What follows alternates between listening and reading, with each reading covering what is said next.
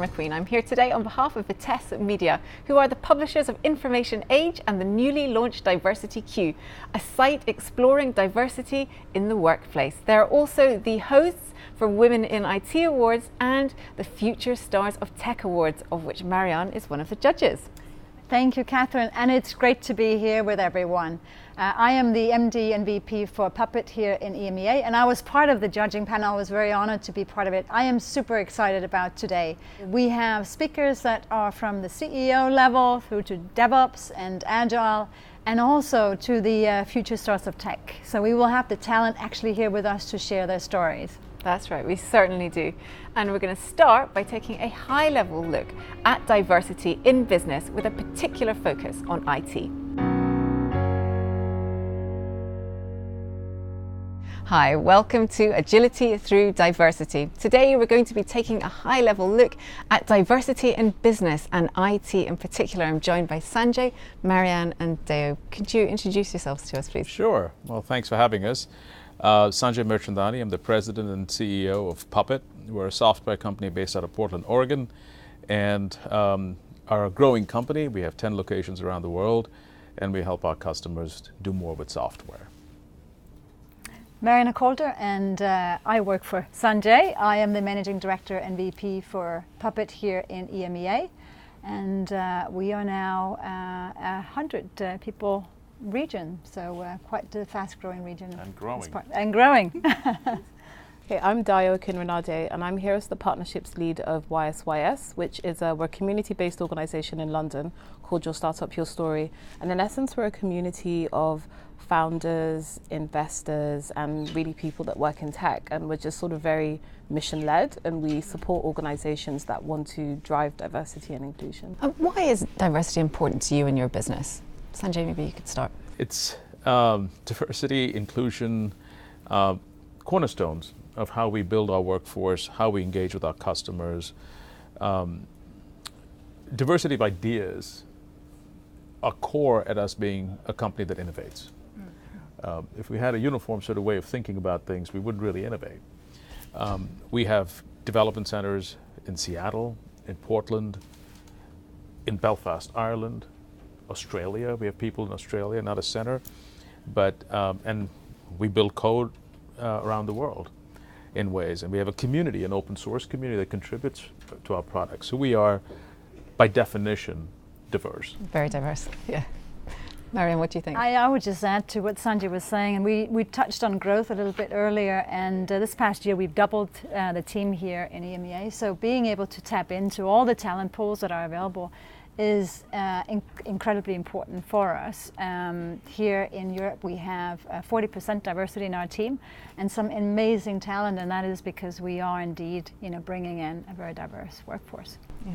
What do you think? I suppose I could speak from a perspective of YSYS, where in essence we are a community really of tech talent, so really the individuals that a lot of companies want to hire. And I think really looking at D&I and maybe particularly millennials, I think there sort of has been a shift over the years now where maybe young people in tech, we do want to see ourselves represented in the companies that we might work for.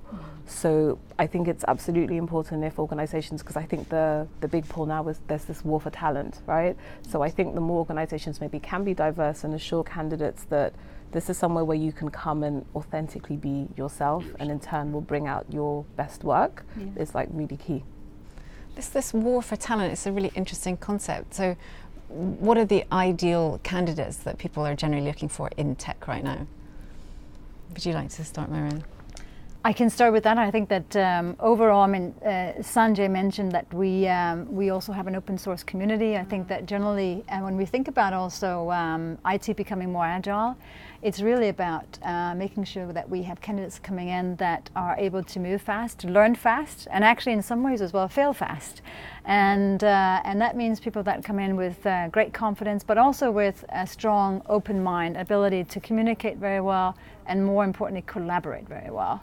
So collaborate to innovate is a big theme for most of our IT organizations, I would say for us as well. Absolutely, and a lot of what we do is working with our customers, and we have to reflect what our customer base looks like. We have to reflect the way they work, the way they want us to work. We need people who are adaptable, and can do things not just in one way, but in the ways that are needed to be effective. And we're a global company, so we work with people across the world. And so I don't know if I'm a big fan of, war for talent. I might say it's a soft competition. Much more gentle.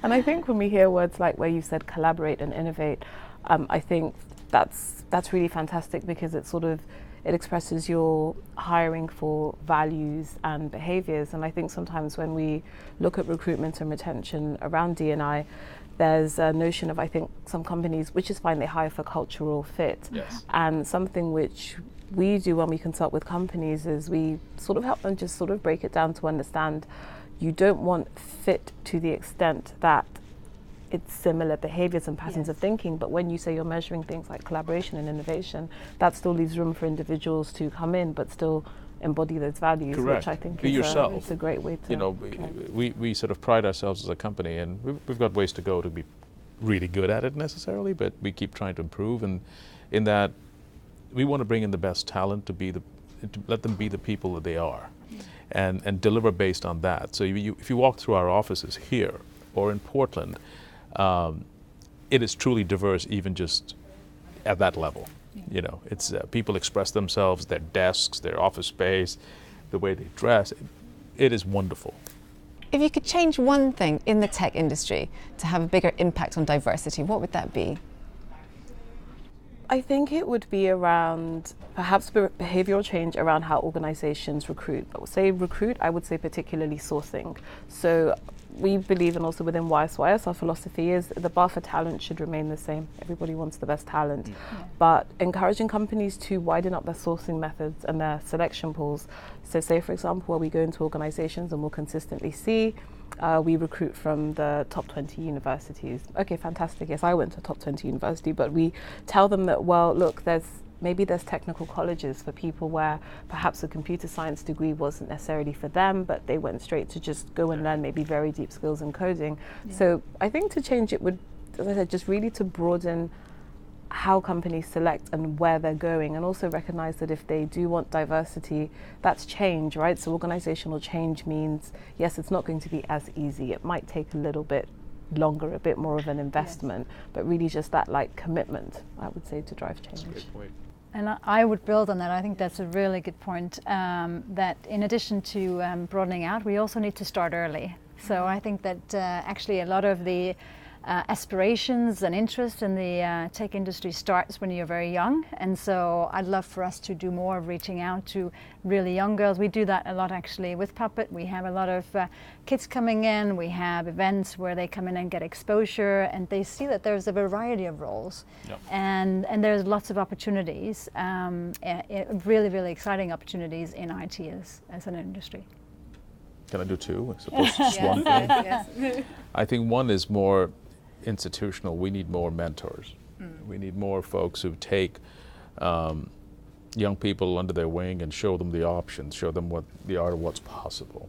I think tech is cool enough today where that, there is that natural gravitation, there's a natural pull, but we could do more. And the other is, and I can't say enough about this, Bill Gates and Mark Zuckerberg and others have been promoting this, consistently, which is it's cool to code. Go try to code instead of just doing the usual things you do with kids in the summer holidays. Put them in a coding camp. Let them understand it's a great way to express yourself. There's many ways to solve the same problem, and it allows you to be creative and individual, and be technical, and be in the technical stream, and be super creative. Right? It isn't regulated. It isn't like this is the only way you can do it. So I would say that if you have parents out there with young kids and you want to find a way, put them in a coding camp. It's cool. Yeah, well, that's really good advice. Yeah, I wish I could have gone to coding camp. Go now. You can still go to coding camp. Nobody's stopping you from. No, it's never too late. You'd be surprised. You're never too late. It's a fun thing to do. Thank you. Thank you so much for joining us today, and thank you for watching. We'll be back with another episode soon. Thank you.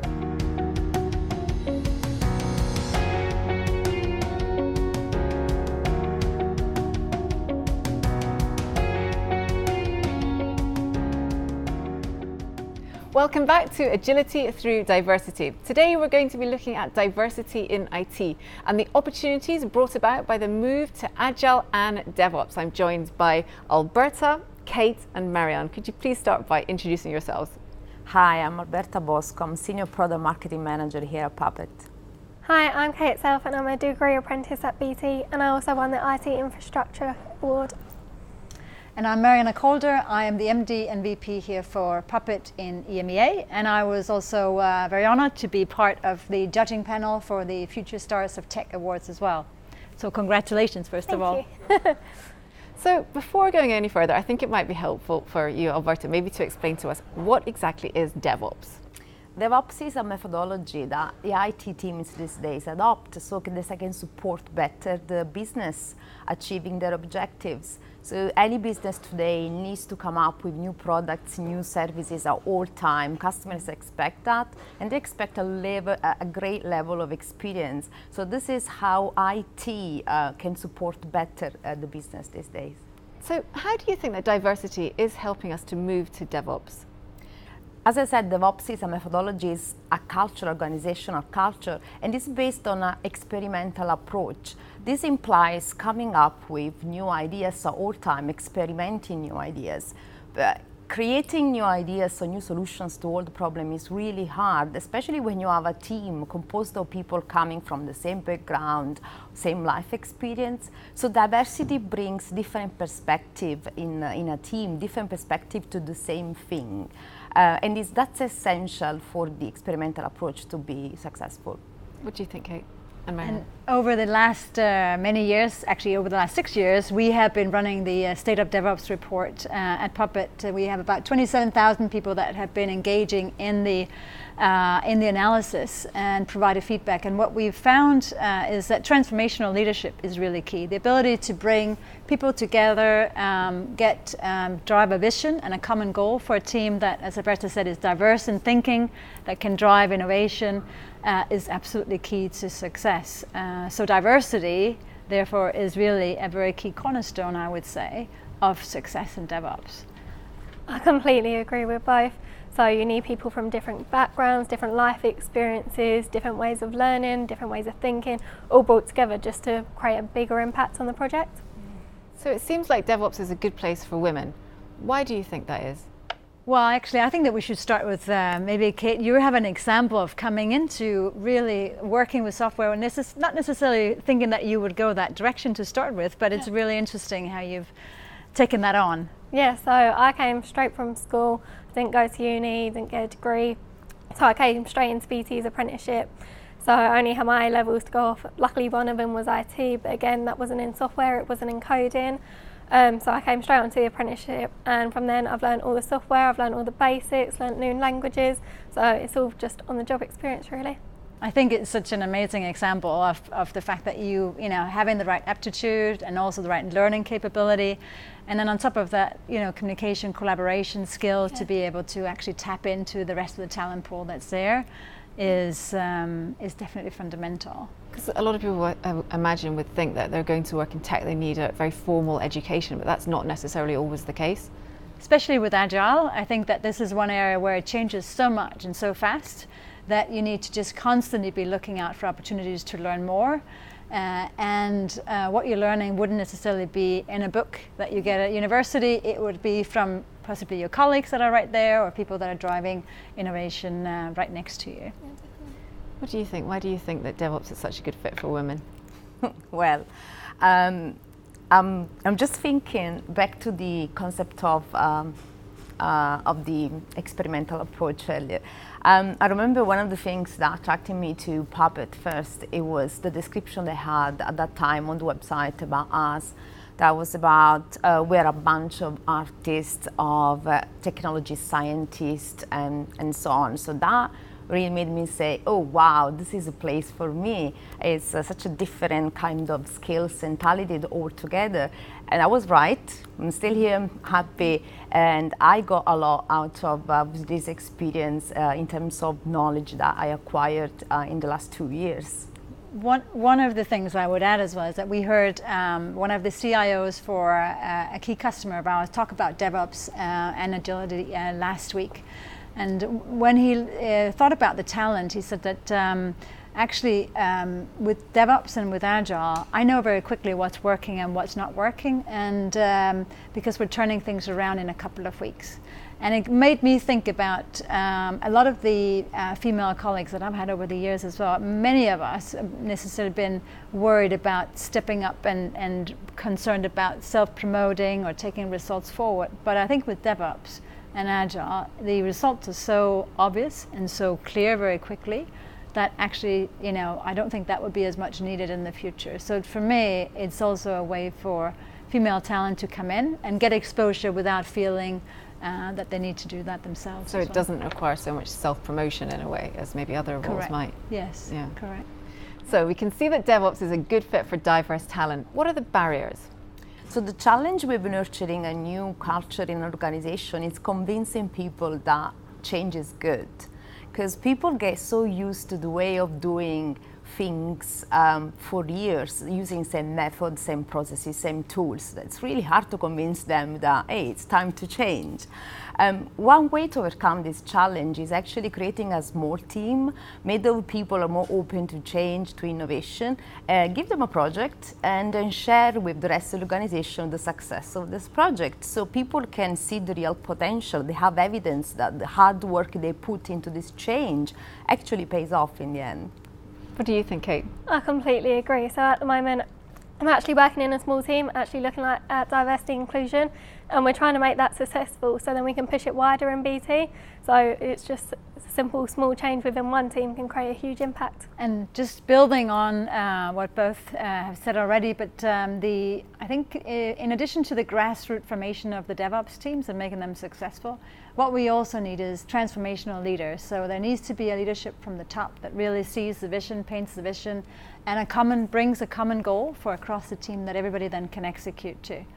And I think that the last thing I would say is that, you know, with information age, you know, we're really thrilled. There's a lot of events going on, lots of meetups as well, and ability to connect so that, you know, we can share this across the community. So I would just say at the end, thank you very much, and we look forward to seeing you very soon at some of the upcoming events. I'll lead it to you, Catherine, to close us off. Yes, thank you so much, Marianne. Thank you for joining us today on Agility Through Diversity, and please do connect with us on all the social media sites.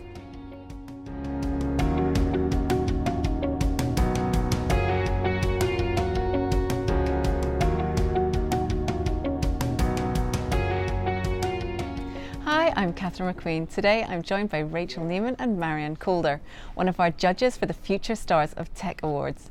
Rachel, Marianne, why don't you introduce yourselves? Hello, I'm Rachel Neaman. I've been working in tech for over 25 years in the public, private and not-for-profit sectors, most recently as Chief Executive and as a Non-Executive Director. And I'm Marianne Calder. I'm the MD and VP for Puppet here in EMEA. I've been in tech as well for over 20 years, long career as well with Cisco, and always been very involved and passionate about diversity. So thrilled to be here today. Well, that's what we're here to talk about, diversity. Both of you have been involved in diversity initiatives and organisations for a while. What have you seen in terms of industry best practices? Rachel, maybe you could kick us off here. One of the most important things, I think, in terms of ensuring diversity within an organisation is to really embed it in the business strategy. So this isn't something that can just be left to HR teams, this isn't something that is just an add-on, but it needs to be absolutely part of the business strategy and owned from the executive team downwards. Marianne, Puppet is known for its diversity. How has Puppet made it work?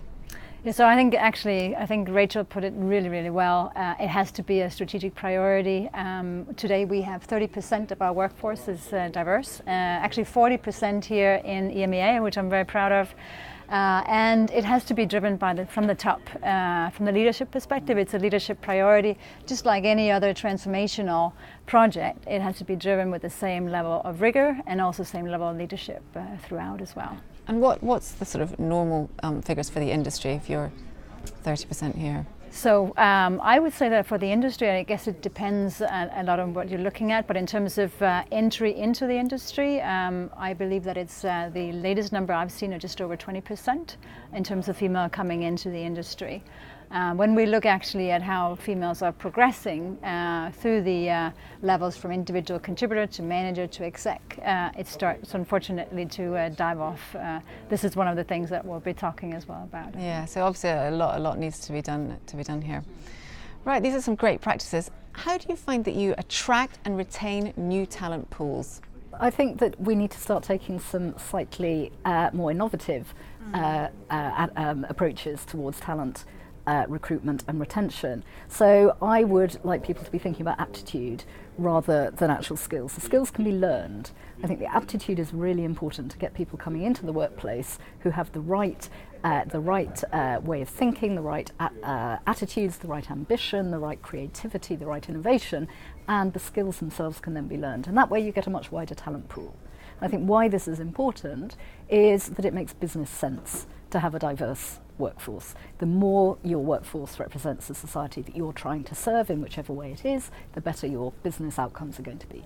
Yeah, that makes sense. What do you think, Marianne? I again, fully agree with what Rachel was saying. Yeah. I would just add as well that I think it's absolutely critical that we make sure that we're building a diverse pipeline. So what I've seen often happen is that you open up a job role and you don't necessarily get the diversity in the pipeline, and we have to continue as leaders to insist that there is a diverse pipeline.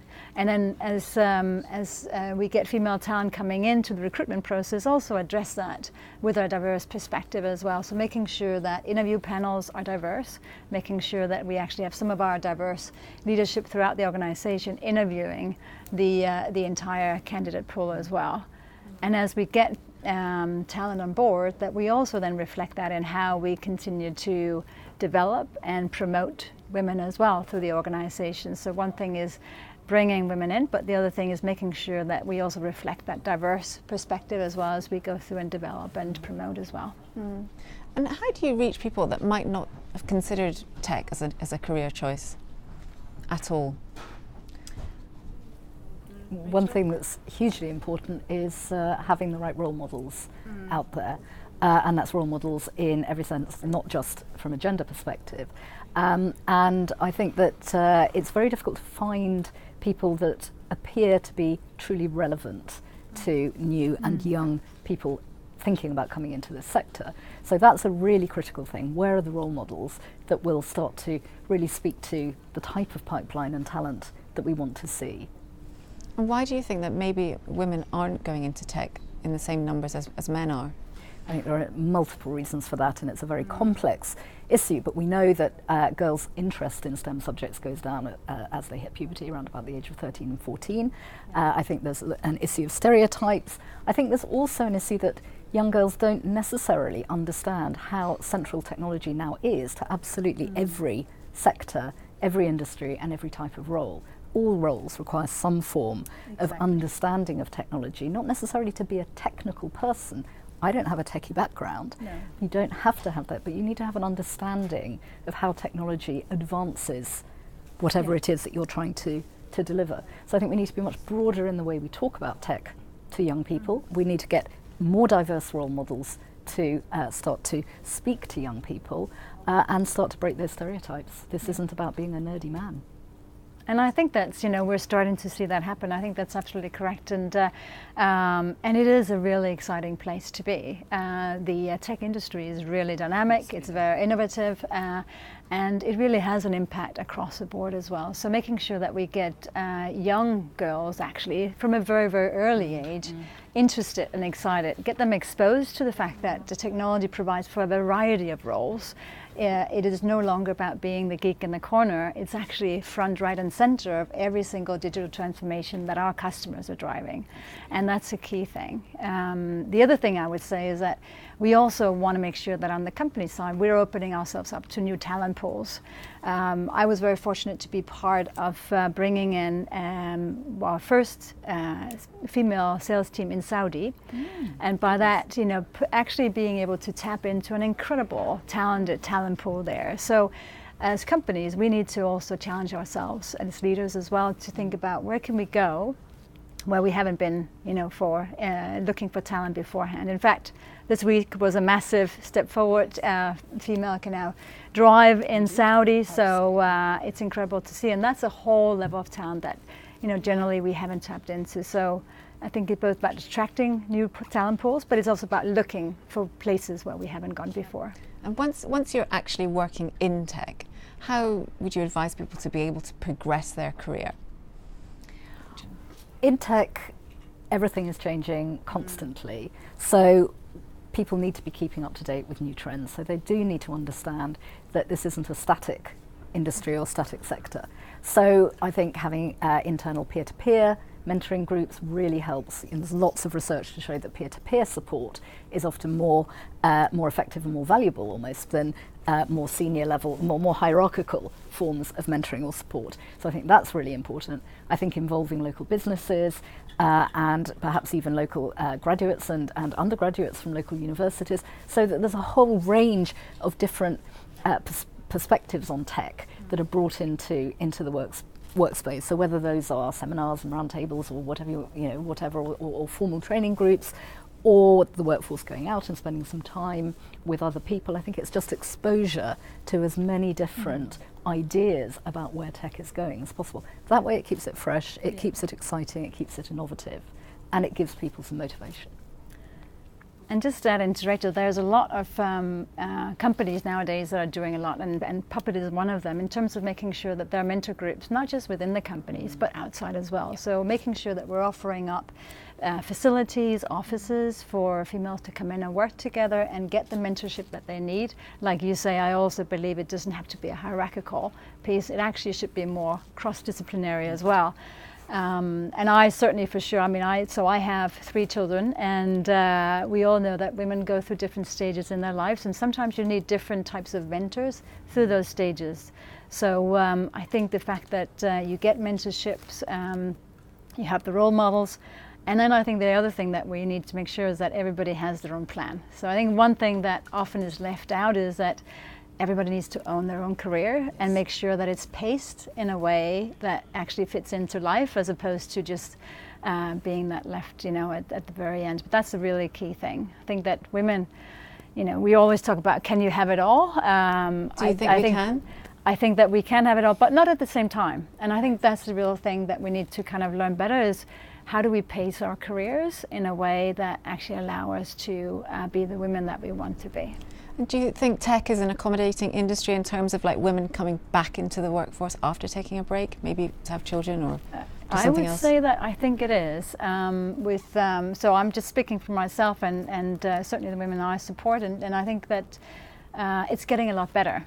I don't think it was, so I spent several years in Silicon Valley, and it was not expected necessarily that you would necessarily come back, or that you would come back and expect different working hours or maybe less working hours. I think now there's a lot more room for women to come back at a different pace, and I think it opens up opportunities that we haven't seen in the past.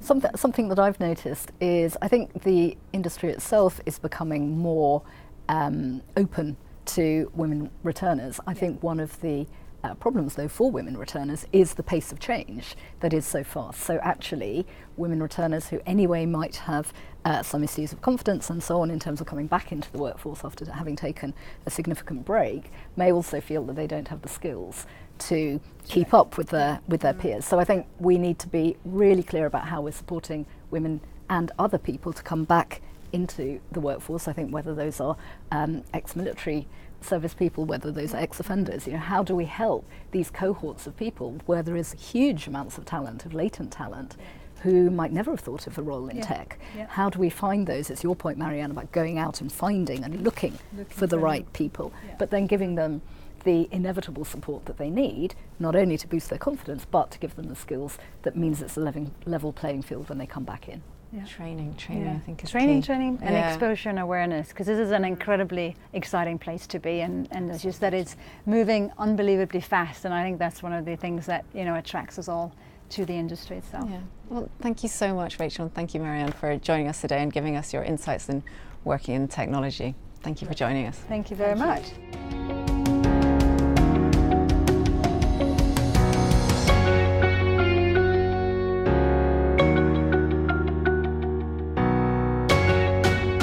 Welcome back to Agility Through Diversity. Today we're going to be looking at capturing the hearts and minds of future talent.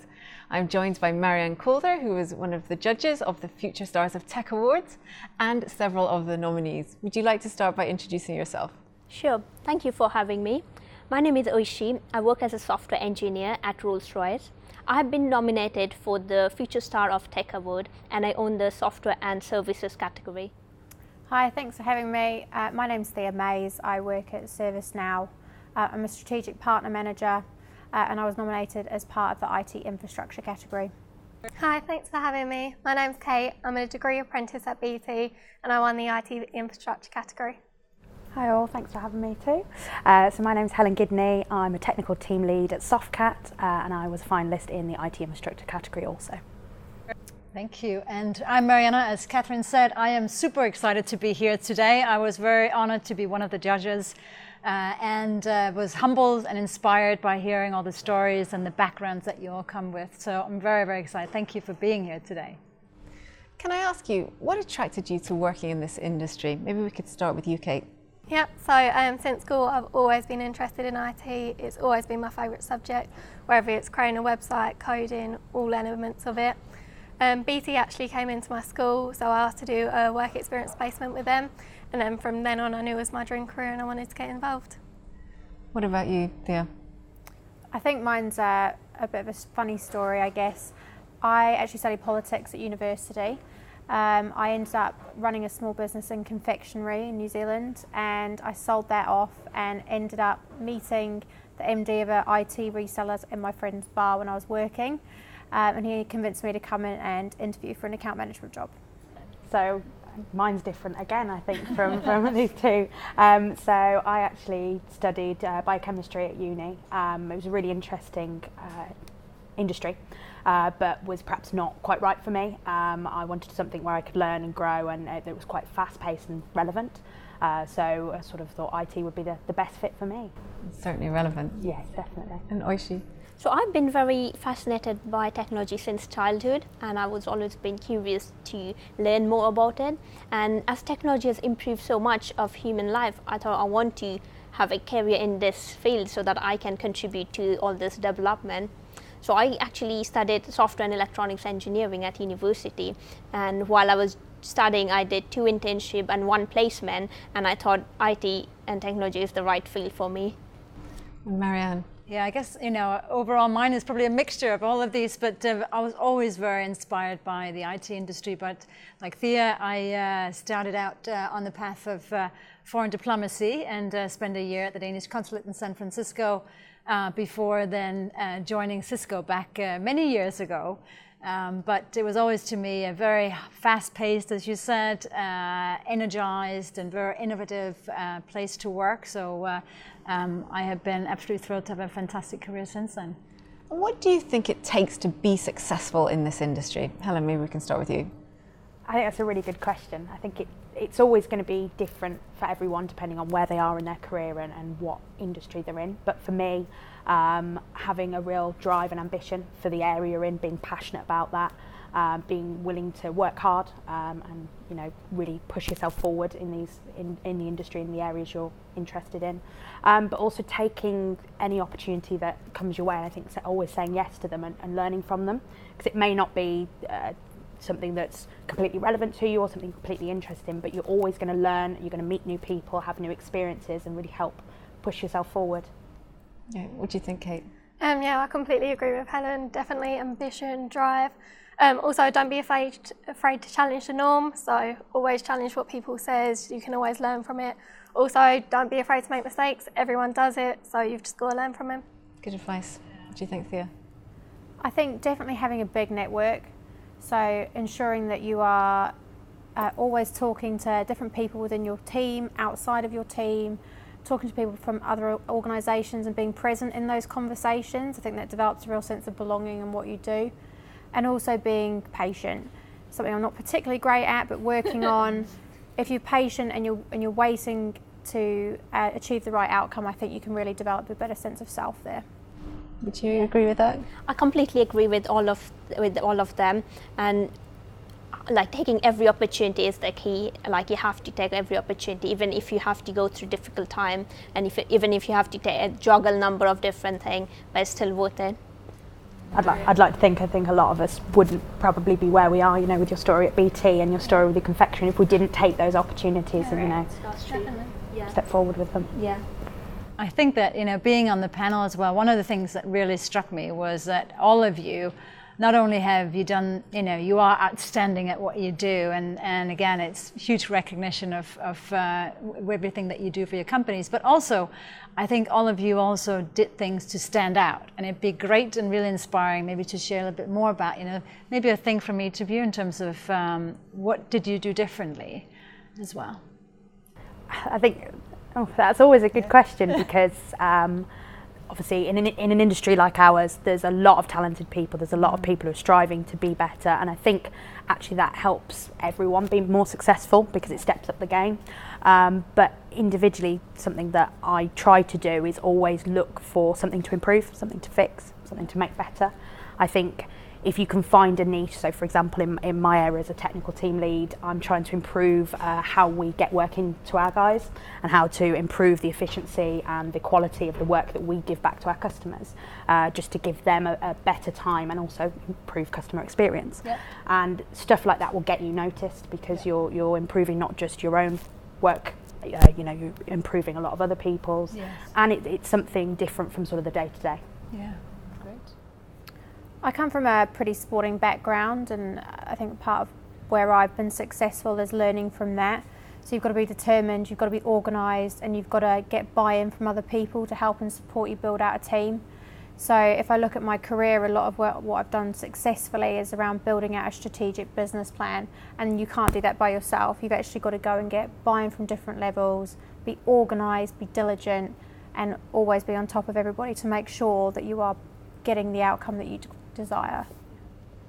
Yeah, I agree with all of you what you said, and I think what I did differently is I always went for different opportunities and I went outside my comfort zone. I was pushing myself. I wanted to see if I can do multiple things. So since university I was juggling multiple different things, and then at work now, I also now looking into working on a machine learning project. So it's again outside my comfort zone, but then I actually presented this presentation to the head of the system and software, and that helped me to get noticed within Rolls-Royce. And then I started getting a lot of emails and a lot of phone calls from different chief engineers to discuss that project. And I think that was a great opportunity for me to have such had such opportunities such early in my career. And I think the reason behind it because I was actually took the risk and I actually went outside my comfort zone. Talking about your personal stock, isn't it, really? So yes. Setting your personal stock high and ensuring that you're maintaining yourself at a really high level so everyone gets you, it's awesome. I think like Kate said off that, not being afraid to take the risk, because I think sometimes you can be so worried about how you are perceived and that personal stock that you can almost avoid the risks, which sometimes can be detrimental. So I think, definitely really good. Well, I'm just interested in any new project that comes in kind of thing. So at the moment, diversity and inclusion is obviously a massive thing, and we're really looking at in BT. So I'm actually part of a group of 12, I think there is now. So we're only a small group within TV, and we're like a pioneering group. So we're looking to change our culture, create a more diverse and inclusive place, basically challenging it, trying to push it out through the whole of BT. So I'm creating such a little impact, like from my little team to create a huge impact. So just little stuff like that, really. What about you, Marianne? Well, very similar. I actually years ago started being part of the Connected Women team at Cisco as well, and was leading that across Europe, across the 18 different countries that were part of it at the time, and growing that. And Oishi, like you said, unless you take those risks and actually start building the networks as well outside of your immediate area, that's just starts building up opportunities as well. So.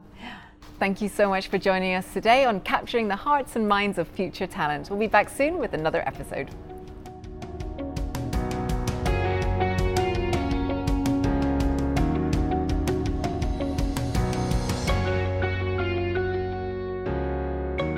It's been an amazing day, Catherine. We have seen so many different perspectives from people that have been in the industry for a while, and also from some of our future stars of tech talent that have come in and really taken the industry by storm. So it's been fantastic. It's been a great day. Thank you so much, Marianne. And thank you to all of our guests who joined us here today. We'll be back with more agility through diversity. Yeah, please stay connected through social media, but also please come and join us for some of the events coming up with Information Age. See you soon.